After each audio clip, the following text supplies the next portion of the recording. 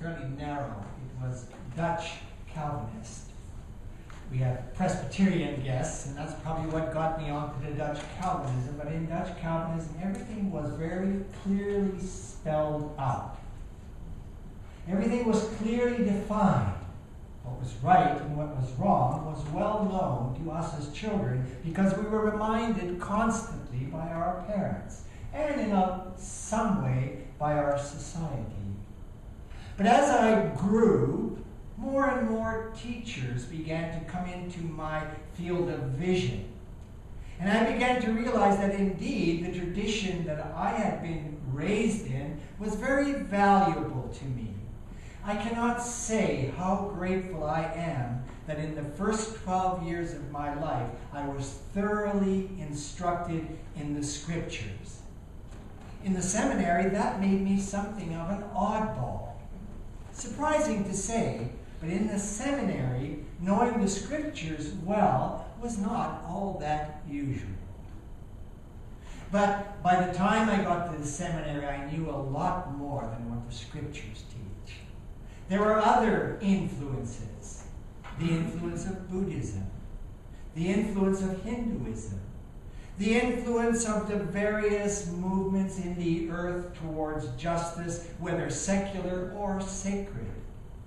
All these things began to speak to me, and I had to put what I had inherited on the scale with all this other stuff and say, can it possibly be that the people I belong to are the only people on the planet who have it right?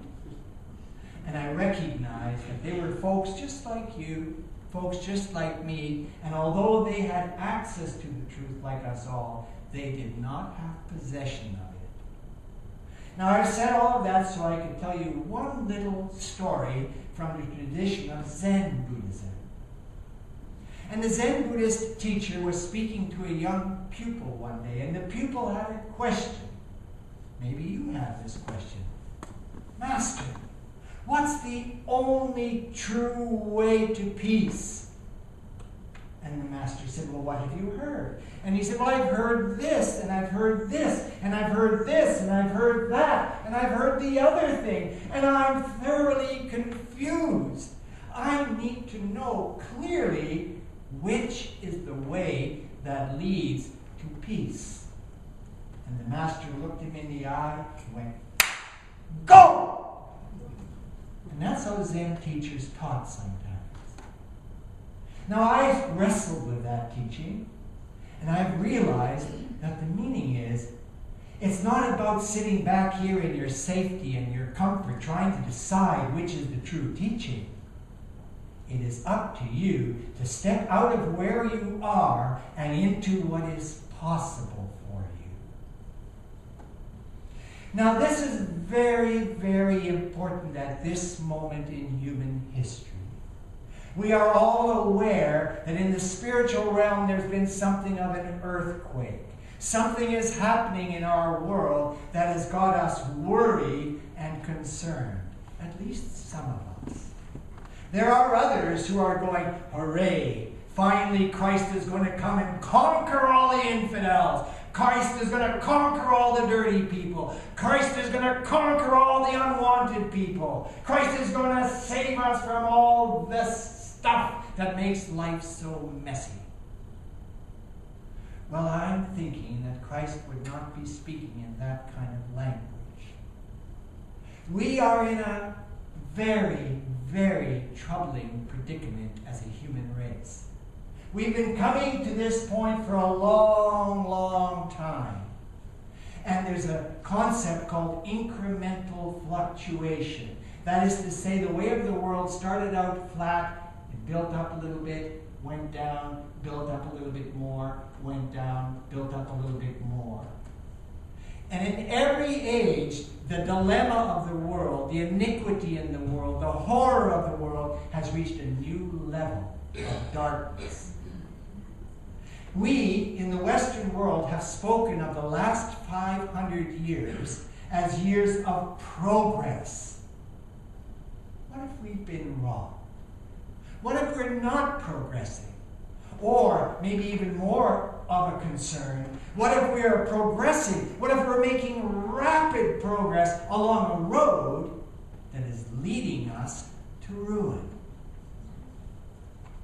Oughtn't we to stop? Oughtn't we to say there's only one thing important right now? What am I going to do to make a difference to prevent this horror that is now in the wings, ready to take over our experience? And I can't help it. I have to remind you, if you need a motive, think of the young baby that was just born to Henry and Shane. Think of all the young children that have been born on every continent, and say in your heart, I do so much want to dedicate my life to making a difference so these children can grow up in peace and in health. Every age gets dark, just like it's dark now. And in every one of those ages, God inspired poets. Hallelujah. Our friend Mr. Leonard Cohen has just passed away. But he was such a poet in exactly the way as the poets of ancient times. And in the poetry of these clear-seeing persons, Mr. Cohen admits he doesn't know what's going on in the way of politics, the way of economics, but he has a hint about what's going on spiritually. Democracy is coming. I have seen the future, and it is murder. Now, the prophet we have in front of us today is a poet like Mr. Cohen, Micah. And Micah, in his age, took poetry and used it to try to touch people's imaginations so that they might have an opportunity to reconsider their priorities and make new decisions about what they wanted to do with their available energy, their available time, their available talents. What do we want to do with what we have available to us to make a difference as persons and as a group of persons? Now I want to draw in a little Remembrance Day image. In every war, when the leaders and the priests say, it's time for you to serve your country, we give up everything. We give up our sons and our daughters. We send them off to be killed. We are prepared to pay any cost. Why? And this is a question Mr. Einstein asked repeatedly. Why, if we are willing to pay such a horrible price to make war, are we not prepared to pay the price of peace?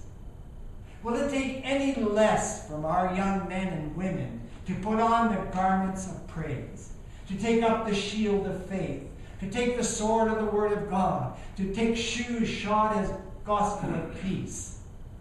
Will it take, what will it take for us to begin to decide we want to be equipped to make our light shine in the darkness so that people around us may have hope? Now Micah paints a picture of a mountain, of a time in the future where everything is resolved, everything is settled, everything is made new, and everything is the way we all long for it to be. But Micah puts it in the future, in the day to come.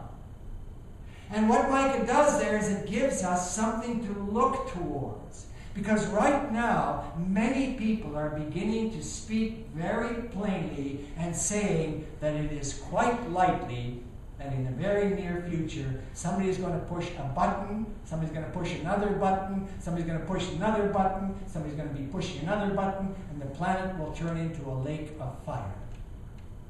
That can be discouraging. That can be fear-inspiring. That can make us tighten up and become anxious. That can make us want to hide. But it can also make us say, I want to get involved in making a difference.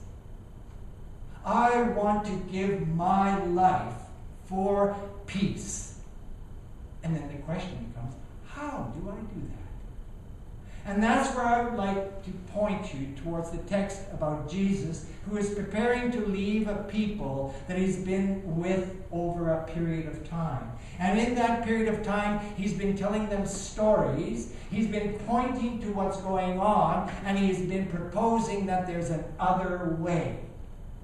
Jesus said then, and Jesus says now by his Holy Spirit, leave where you are, come and follow me. And the thing I'd like to make as clear as possible, you can't follow Jesus and stay where you are. You can believe in Jesus, you can worship Jesus, you can admire Jesus, but you can't follow him by staying where you are. And some of you in this room may be thinking, but my years of usefulness are just about gone. I'd ask you to think a little bit about the story of Abraham and Sarah. God had made them a promise that they were going to have a future, a bright and wonderful future. And in the Bible, this is always represented as a child that is to be born. And you know the story. How old are Abraham and Sarah when God's promise is realized in their experience? I want you to know that I am persuaded that the older generation in the earth right now has a tremendous gift to offer to the next generation. And that is not to say to them, the modern world is wrong, let's go back to the past. But the modern world is wrong, let's tell our children stories about how we survived the Depression.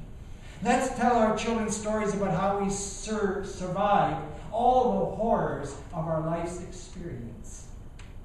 Let us try with everything we have available to encourage our children to be seekers after truth, to be concerned with justice.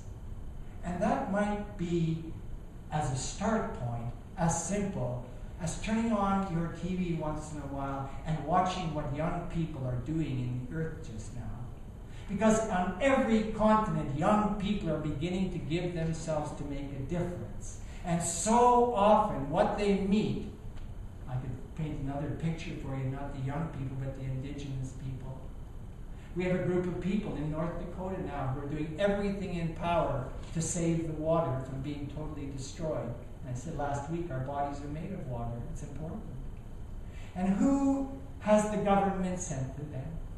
Soldiers with big guns, with big machines, with tear gas, with barking dogs. This is our civilized society saying to an ancient people, to hell with what you think about water. What we're thinking about is money.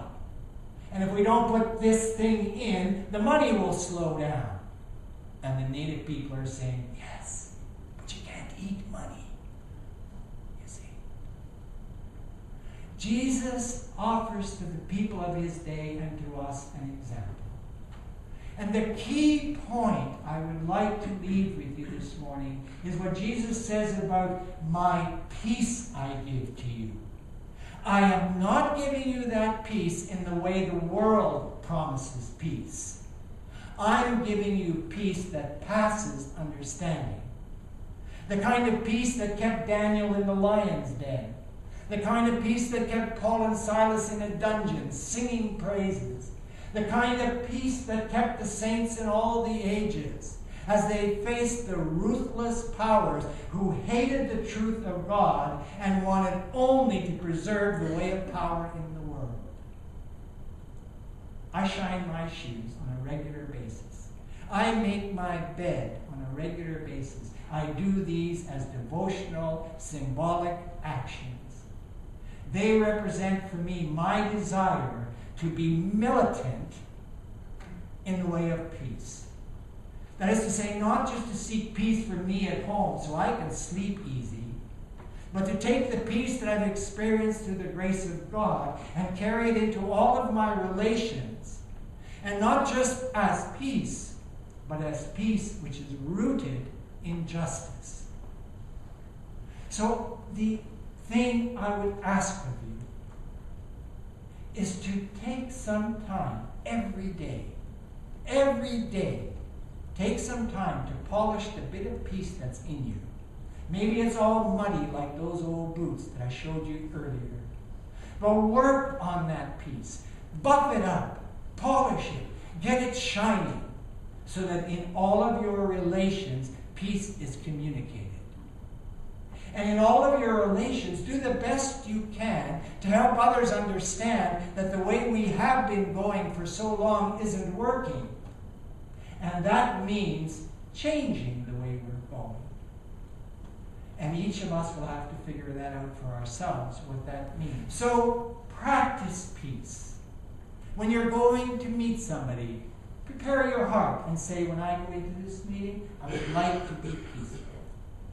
When you go into the streets, when you go into the malls, when you go into where you instruct people in swimming, wherever you go, let your peace be light in this dark, dark world. I believe with Micah that there's a day coming in the future, and because I believe it, I commit my life to it. That means letting go of a lot of stuff. And by the word stuff, I do mean stuff. God help us to just do the best we can to be who we really are. Human beings united with all human beings, living in creation, with hope rooted in memory. May God be our helper. Amen.